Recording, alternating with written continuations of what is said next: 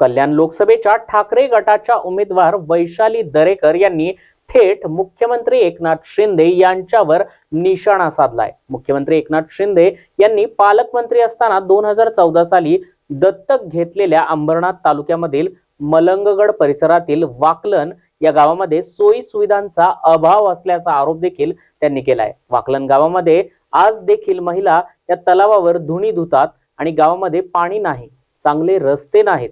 मुख्यमंत्र्यांनी दत्तक घेतलेल्या गावाची अशी अवस्था असेल तर उर्वरित मतदारसंघाचं काय, असा सवाल देखील वैशाली दरेकर यांनी यावेळी केला आहे। नाही, खरंच बिकट अवस्था आहे। मुख्यमंत्र्यांनी स्वतः दत्तक घेतलेलं गाव आहे, त्या गावात पाणी नाहीये, महिला धुणी धुत आहेत बाहेर जाऊन। ही अवस्था खरंच बिकट आहे।